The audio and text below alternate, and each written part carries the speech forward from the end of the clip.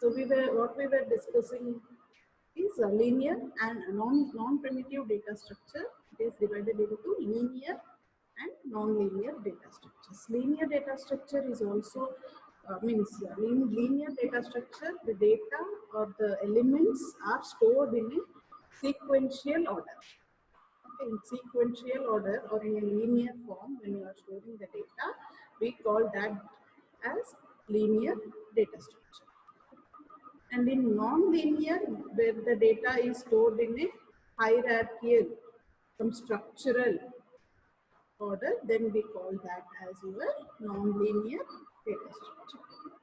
Under linear, we have four very basic and very important data structures, namely array, linked list, stacks, and queues. Under non-linear, we have hierarchical or unstructured. Sorry, both are structured, but hierarchical way of representation is stored in these trees and graphs. Okay, so in previous class we had a discussion about these things, primitive and non-primitive, and on non-primitive, linear and non-linear. So just moving the slides as it is just revision of last class. Okay. And these are basic operations that can be done on any data structure: creation, selection, updating, searching, sorting, deleting, and merging. Now, today's session, a brief, whatever the data structures, linear and non-linear, we have listed out, all the 6 data structures. We'll have a brief overview or brief description of each data structure we will discuss in today's session. So first we will start with very basic fundamental data structure, array, which you are already aware of and learned in your previous semester. Okay. We know array is a set of finite number of elements which are homogeneous. One of the important point to be noted, I will just underline. You can make array when I am talking. Array is a linear data structure and it holds the data of same type. Same type means homogeneous data or homogeneous elements are stored in array.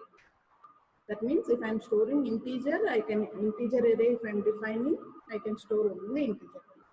If I am defining a character array, I can store only characters. Floating point array, if I am defining, I can store only decimal values. Okay, so that was one point about array. So simple declaration, how these arrays are declared, if you I think this concept you already know, but just see. Any doubt anywhere, please stop me and you can ask. Okay. Declaration of an array is given like this. Int array 10. Now, there are 3 things to be noted here. Int, 2, and array size 3. Okay. Where the first one is the data type of the element, means what type of elements are stored in this array, what you are going to store in the array that you are giving as the data type. Okay, data type you have to, with what data you are going to store in the array is to be given in the declaration. So if it is an integer, you have to give in. If it is a character, you have to give CHER. Even you can give other data types also based on what kind of data you are storing. The second thing here, what ARR is the name of the array that you are using in your program. First one is data type.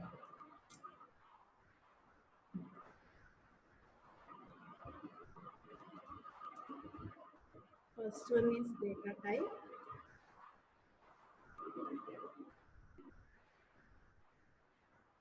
The second in declaration that you give is the name of the array, name that you are giving to the array. I can give ARR, A or name, student name. If I want marks, I'm storing means I'll give mark, whatever name you want to give to the array. Based on the data that you are storing, you can give the name or specify the name of the array. Okay.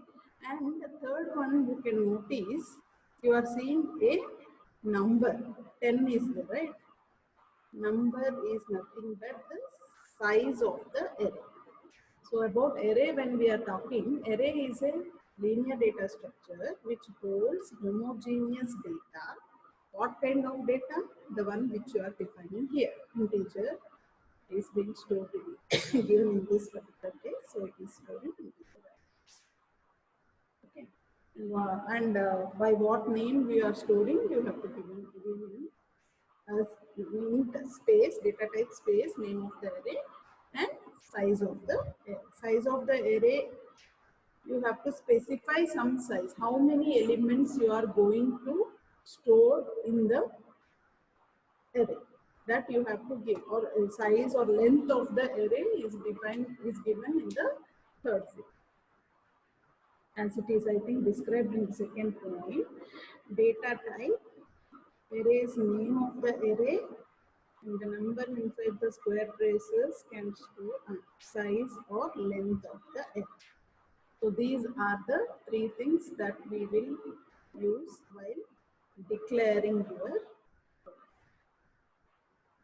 clear. So we'll talk when we move to the next slide. Again, about this array itself. What are the So as I am telling repeatedly, array is one of the very basic, simplest, easy to implement data structures. And in our lab, maybe now this month we are not going to see the lab things. Still I will be discussing whenever required. Even arrays also, few programs I will be discussing here in the class. But lab component maybe next month onwards it will be started. So next month we will see. Okay. But what I wanted to tell here is we are using arrays to implement your stack skills, because arrays is very easy to implement and very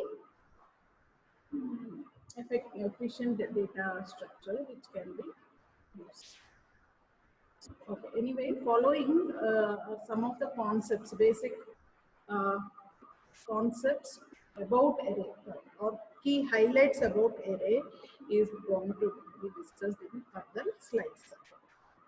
Okay, so when we want to access the elements of an array, usually how we will represent, I think in my next slides I have the diagram, but still, if this is how you will represent, right? Array. Okay, what is this? In my previous example, I gave A of 10. If I am declaring an array like this, and it is of it stores int A. When I am declaring or when I am defining a statement like this means that this states that in your this one program, when I am giving a statement like this, it states that okay, if the meeting is getting ended, you join again with the same link. Suddenly in between, now it is showing 10 minutes. If it is ending, you can join now. Anyway, this statement int A of 10 states that I am declaring an array A of size which is used to hold integer values. And always array indexing means array value means in the array the data are stored in different positions, and array indexing always starts and so on like this till 9. As it starts from 0 and my size is 10, I'll have like this till 9. Always better to start with 0. There is no harm if you start with 1, and in your for loop you can give 1 if I is equal, for I equal to 1. But usual general practice is to start the index from 0. Okay. So arrays elements are referred mainly using this index. What we call this as is indexing. Okay. So when I want to access the data, I will use the index value a of 3 or a of 2, a of 0. Whatever I want, I can access, but I will use this number for index, okay, or subscript in order to access that particular element. For example, I am storing some data here 10, 2, 6, 17, like that. Some integer values I am storing inside the array, and I want to access one specific position or one data means I will use the index, array index. So that is what in accessing, how we will access by specifying the name of the array following the index in the square braces. And also the second thing, whatever I discussed, always the indexing starts with 0, and if it is 10, size is 10 means it ends with 9. If my size is 20, starts with 0, ends with 90. Okay, totally 10 or 9 elements.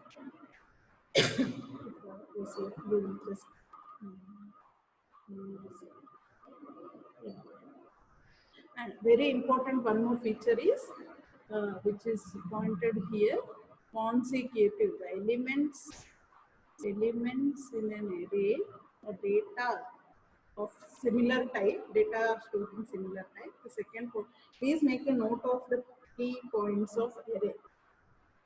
Okay, the elements of an array will always be stored in consecutive memory locations, contiguous memory location. You can also say this as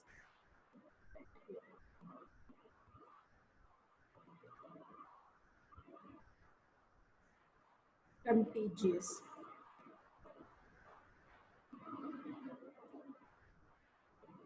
Which is meaning is same, continuous.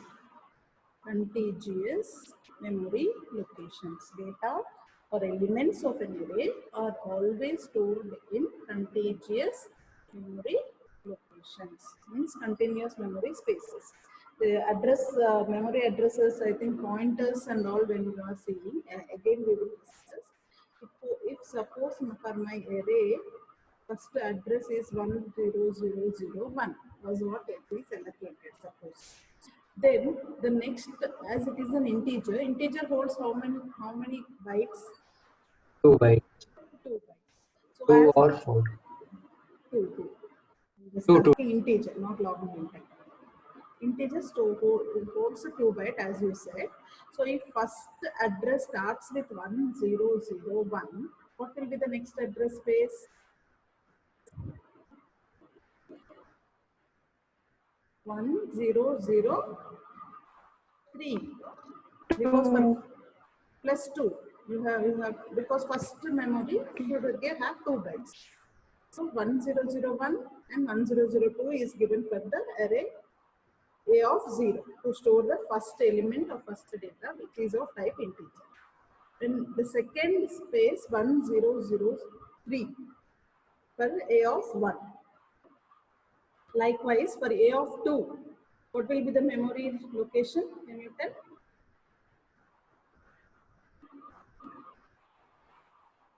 1005. 1005. Yes, exactly. What I want to say is, in arrays, memory will be consecutive or contiguous memory location will be allocated. Likewise, how many elements are there in total? I have 10, right? So what will be the last memory location? Please calculate and tell. First one is 1001. For second element, it is 1003. The third element, as you said, it is a of 2, it is 1005. Fourth element 1007. Likewise, For ninth element, what will be the thing? 1, 19, ma'am. 1019. 1019. because I am declaring it as 10, right? A of 10. And I'm saying I want to store 10 integer values. How much memory I require? Each integer 2 bytes. So total 20 bytes of memory is required, right? 20 bytes of memory is required for this array. Excuse me, I was not able to write it clearly. 20. So for storing 10 integer values, I require 20 bytes of memory location is to be allotted for this array A of 10. When I'm declaring like this, it should be allotted. So if it starts with 1001, obviously 20 bytes 1019 will be the last position, last memory location. And this memory should it is must that it should be continuous. It should be continuous or consecutive, or we say contiguous memory location. So elements or data stored in an array always are stored in contiguous memory location. That is very important point, which is again one of the advantage. If you ask advantage, we can take this contiguous location storing as an advantage and also disadvantage. I will just discuss about this, how it is advantages and how it is disadvantages whenever we are coming to that particular problem in our next classes. So as of now, please note that there is always store the elements in contiguous memory location. Okay, next point, next feature. Next, the number of elements that can be stored. How many elements I can store in A of 10? It is 10 actually, but one of the method or equation or formula, whatever you say, is this. Upper bound minus lower bound plus 10. Now I just erased the structure. Okay. If I am drawing like this, A of 0 we are telling till 9. So 9 is the upper bound, 0 is the lower bound. So how many elements? How many elements I can store is 9 minus 0 plus 1. So total 10 elements can be stored in the 10. This is the equation. When I say A of 10 itself, it is understood that I can store 10 elements in it. But still, if an equation wise, if we want to see, this is the equation. Okay. So moving further.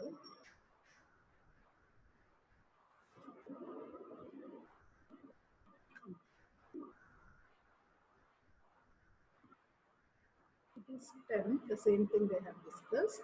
And the next point here is how can we read or write? Means how can you add